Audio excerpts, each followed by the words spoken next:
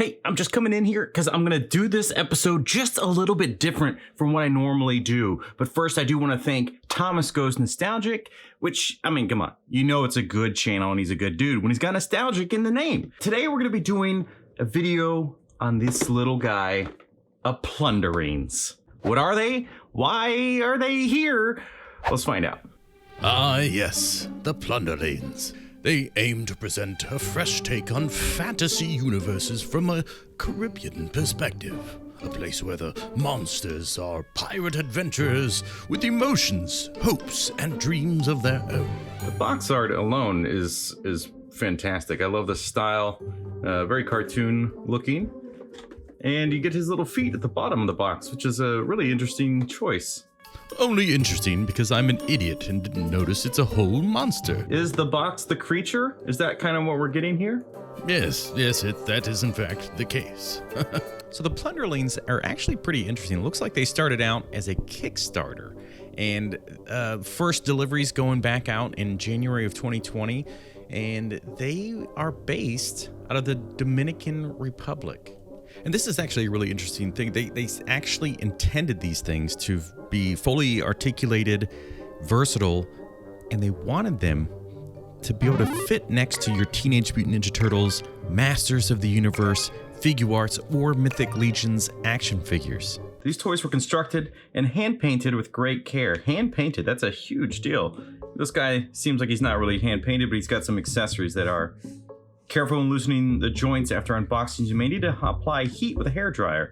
We hope playing with these brings you the same joy and happiness we felt while making them. We are extremely grateful to the fans that brought us this project to life. For more information, plunderlings.com, but check this out. So these are little wings, and you can peel this tape off and slide these in to each side. And then when you peel the tape, just bend the flaps. Look at that. The box is now, in fact, a creature, and that explains the little slots that we saw. So now looking at the figure itself with its accessories, what do we have going on here? We've got a couple different heads. Now this one's pretty unique, because he is, in fact, like a little translucent figure. And this one here is Drench Koral. Now, there is no bio of Drench Koral, so you could just make up your own little story on where this little figure comes from. Here we go. We got several accessories. We've got magnets in the top of his head. Every version of him has I'm pretty sure that's a magnet, which, yes, is used to attach this, which is pretty cool if it wasn't a translucent figure, but it is translucent, so we get to see the magnet right through his dome, which is a little bit of a bummer. But in regards to just a cool little figure with this kind of nature-esque base vibe is actually pretty neat. So he's got a couple different options. I'm guessing this is another headpiece. I mean, that can't be for his head. A backpack. Probably a backpack. It's most obviously a backpack. It's a very interesting design. You get to see his teeth, his eyes through this face, which is a little bit of a kind of sinister, happy, grinning, and then this one, mouth open. So a little bit of difference, but they're both a little bit happy looking. I think it would be fun to have one that's a little more like angry. Of course, I don't really know anything about this line, but he seems happy through all of his head sculpts. Kind of want one if you're gonna have a guy with a spear that maybe he's got a battle face, right? Like he's gonna be fighting. So this little Plunderlings, translucent Drench Koral is the character name, Drench Koral. Look at these little feet. So we got this kind of marine-based figure, I guess. The drenched coral is kind of like, maybe it comes from the ocean. It lives its life between sea and land. I don't know, but it's pretty simple. It's hand-painted. As far as the accessories specifically on this one, I imagine all the others are truly hand-painted, the figures themselves. So you get hand-painted eyes on this one, you get hand-painted accessories, and it's a fun little character. I mean, this is an original design. It's not, you know, like Ninja Turtles or something where it's something we're all familiar with. This is an original character. It's really neat. I mean, there's lots of little areas of articulation that are a bit surprising considering how small it is. So let's kind of remove some of the stuff. Let's look at how much he can articulate, because this might be a bit of a surprise. So the heads obviously can come off. and we get this kind of classic ball joint that's going around here. It's very large, and I think that's a good thing.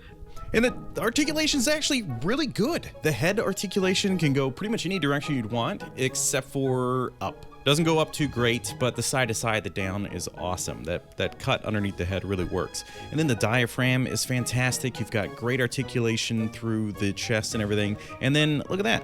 You got little Plunderlings butt cheeks. So you can't be mad about that. And then the arms, the shoulders are great. The elbows are fantastic. And then depending on which hands you use, you actually have some articulation that swivels, like to point the spear, so up and down. And then you have the other ones, which just do that classic side to side swivel, which is great.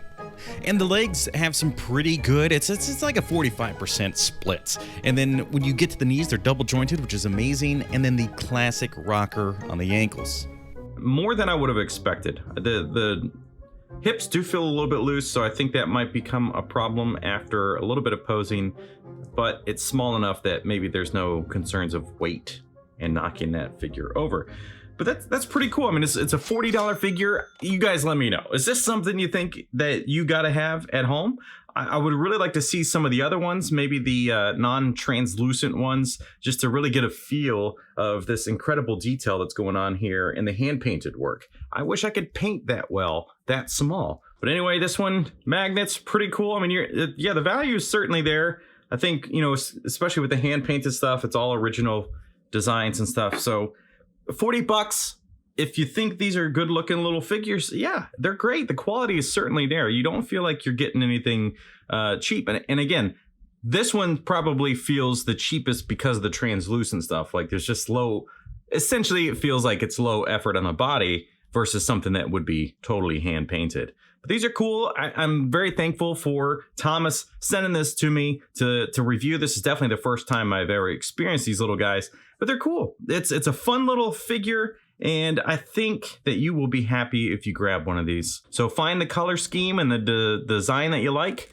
and give it a shot. Thank you so much for watching. And if you enjoyed this video, this is actually a very different style. I was just trying to do something a little different, have a little fun. You gotta switch things up a little bit sometimes, but check out that video there. That's normally how I do them, which is different.